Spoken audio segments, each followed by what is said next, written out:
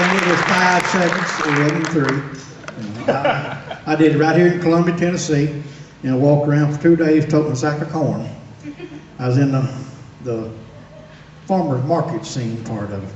But like Kimo said, my name is Woody Woodruff, you know, and I call myself the worldwide unknown poet. It seems to be working for me. I kind of wish now I'd call myself the worldwide most successful poet, but I didn't. And you notice too, I didn't say cowboy poet. Well, there's a reason behind that. You see, I found out not long ago I'm not a cowboy. Yeah, I was on a computer one night checking out all these great Western sites, and all of a sudden these terms or definitions, if you will, started popping up, so I got to reading along. It said a cowboy, a man that wears a big buckle over his belly. I thought, all right. And I scrolled down a little bit further, and it said a cattleman, a man with a big belly over his buckle. But I reckon that makes me a cattleman. Makes me the only self-proclaimed cattleman poet that I know of. You know, as I kind of been looking around here tonight, it looked like some of y'all might own a cow or two. Quite possibly a couple of you may even have a pretty big herd. But I do write a little cowboy poetry, and we do a little humor, and we're just tickled to get to be here tonight at this great event. And speaking of this great event, will y'all give Miss Hannah another big round of applause for it?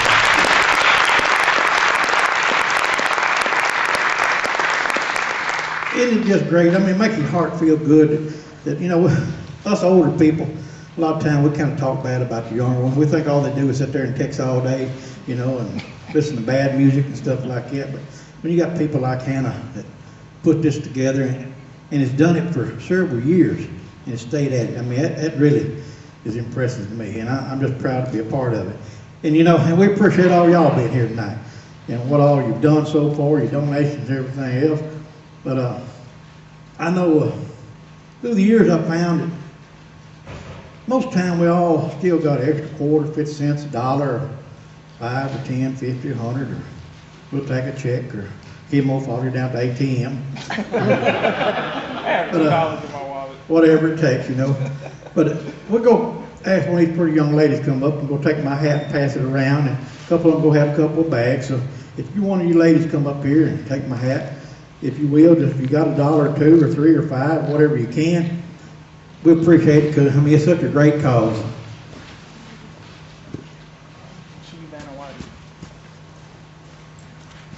And just, you know, if you don't have it, we understand that too, because we live in the same economy y'all do. I guarantee you, me and Kimo right there. You know, hope y'all don't mind, but I'm not used to working without my hat, so gotta have something else. And y'all don't mind, you know, kind of warm up here. I'm gonna get a little comfortable too.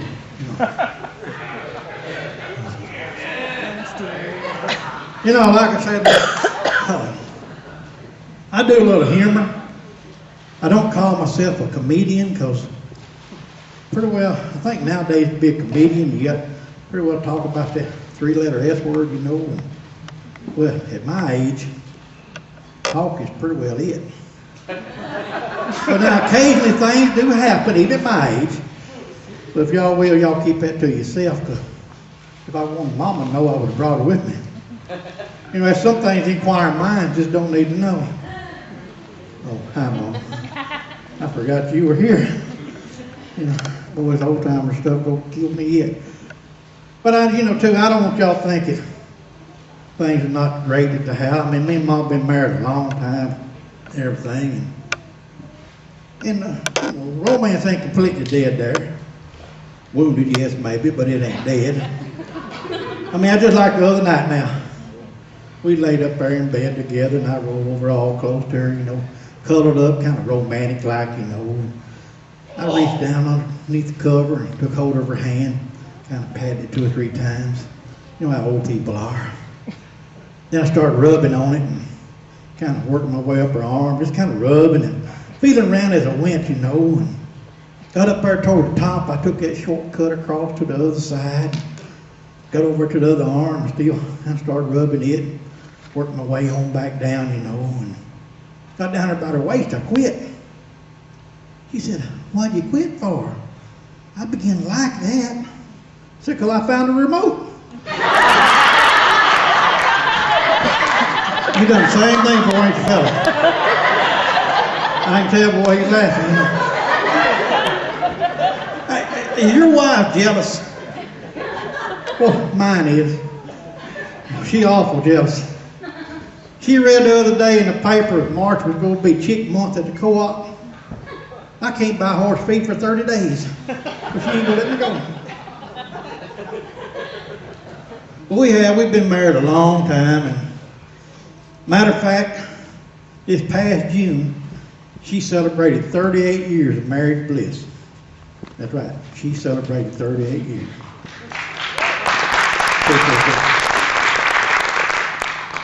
You know, President Obama been up there at the White House giving away awards for people sing folk music and simple things like circling the earth in a spaceship. And her mama been married to me for 38 years. Yeah, you know, but now she does. She loves me, or says she does.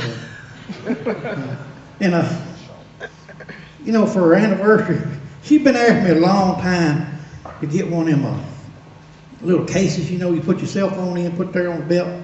You know, 'cause I got me a cell phone, and I like to carry it up here in my pocket, you know. And she's afraid I'm gonna lose it. Well, one time I did. I've been over a fire, and you know, it fell off in the fire. And, no way y'all believe it or not, but if you drop your cell phone in a fire, it is fire one, cell phone nothing. So the other day, or our anniversary, like last June, she bought me one of them little cases that could hook right there on the belt. And besides doing the cowboy stuff and a little comedy, I also manage the airport over at Centerville.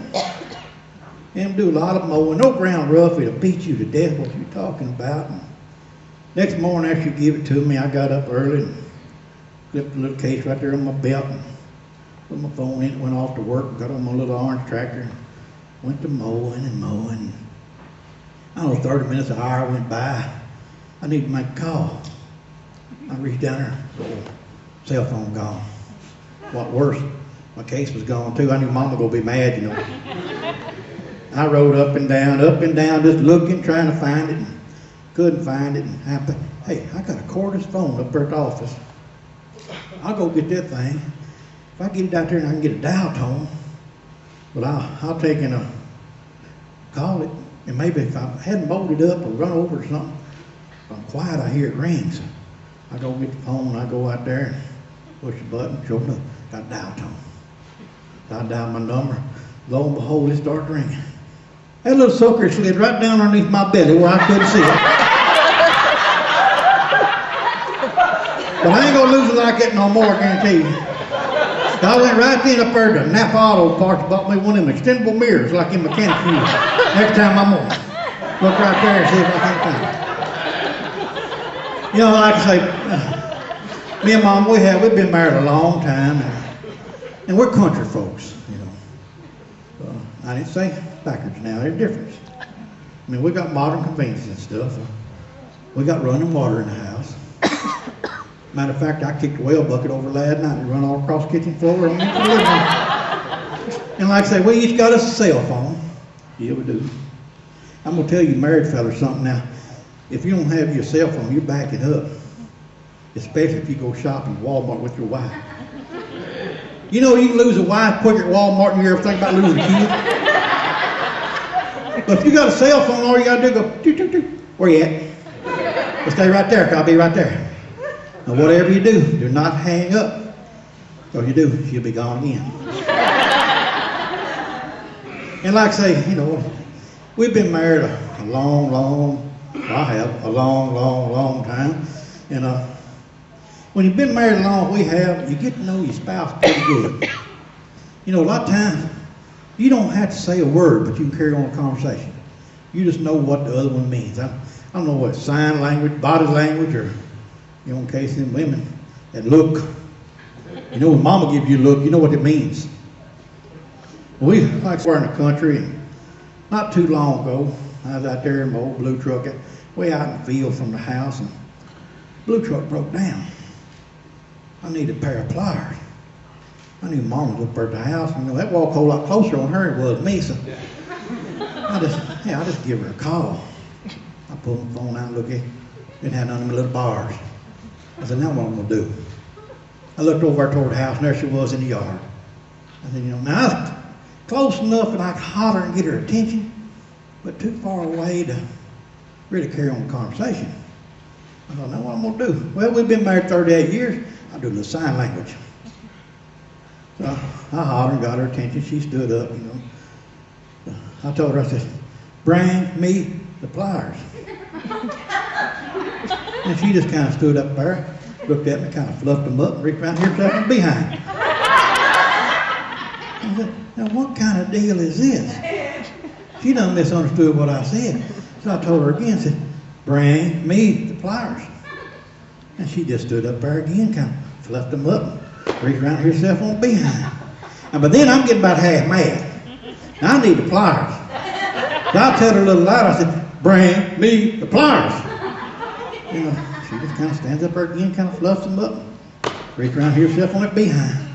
But then I got mad. I took out across that field, and I got up there close to the house where she could hear me right good, still in that safe zone, I told her, I said, I told you to bring me the pliers. She said, I told you there's a pair behind the seat.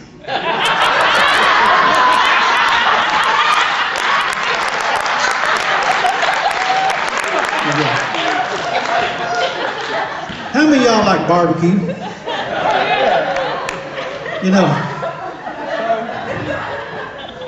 We take pride here in the South with our good Southern cooked barbecue. And unlike the fine folks down Texas way who like beef pretty well for their choice of meat, here in Tennessee, most of ours is pork. And I don't know whether y'all like I am or not when it comes to barbecue sauce, but I just don't care much for those sweet, pasty, tasty barbecue sauce. I like mine a little on the spicy side, a little hot, you might say. Well, I'll tell you what now, if you ever get you a hankering, you want you a hot barbecue. Well, we got an old boy back home. Well, he'll send you home, you won't be hanging for no more, I guarantee you that. So he gets up every morning, just dreaming some motor mouth go run there and say, you can't make it too hot for me. I like to have me a hot one. I said, not too long ago, me and this DJ buddy of mine, we went off down that way, and I guess it's getting close to lunch. I wasn't paying any attention, but looked over, old Mickey looking at his watch.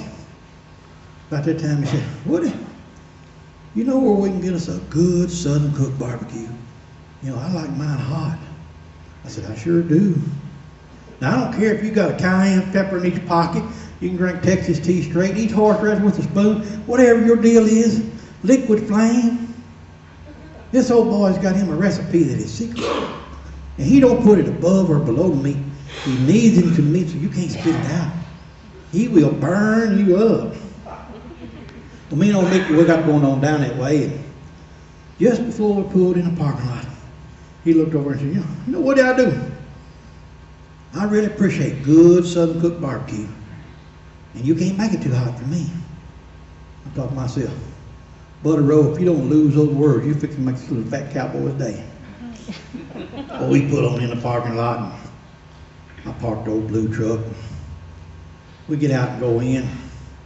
When we went in the door, Charlie had his back to us. He's back at the grill. He's fixing bologna sandwiches and cheeseburger and stuff, And like I said, now I'm a hot man myself. But I said, I'd like to have me a barbecue mild, if you will, please, sir, Mr. Charlie. And smiled at Mickey back here. He said, sir, I'd like to have me a hot one. Well, when he said that, Charlie quit making bologna sandwich cheeseburgers. It was barbecue. Every man in that place ever had a barbecue sandwich. Began to poke the other.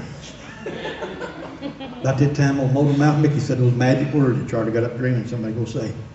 And sir, you can't make it too hot for me. Listen, I went on back up to the drink box. The drink box. Some of you old people know what I'm talking about. A big old long cooler thing. You put your money in, slide the drink over, and pull it out. I went on back there to the drink box, and I got a 7-Up and a Pepsi and another 7-Up. Them two was for Mickey, and I've been there. Old Charlie, now he got her sandwiches all wrapped up, slid out there on the counter in that wax paper, and I guess Mickey was hungry. He reached to grab his right quick and unwrap it. And, took a big bite, one of them great big Texas bites, you know, and kind of watered around his mouth just a little bit, chewed on it just a bit. When he did, sweat broke out on the way up here. Everybody's in there about to die, but nobody look at him, you know. No, Mickey knew out of pride he had swallowed. When he did, his color changed all the way down to his toes. I looked over at him, 7 up gone, just a little bit left in the Pepsi, and Mickey rolled his sandwich up. I said, Mickey, is something wrong? He said, sound like his lip done got stiff. I said, well, it's about too hot for a human being to eat. I said, Mickey, what you rolling your sandwich up for, boy? He said, we got to go. I said, where you want to go, boy? He said, listen, Wood, I made my living talking. We got to go down to the drugstore and get me some Uncertain. I said, Mickey, how does it feel? You all down here me? You feel like somebody done so up my alcohol and skin place. He said, Woody, I ain't got what it takes to eat this stuff. I said, what do you think it take, boy? He said, asbestos mouth. Thank y'all. My name's Woodruff.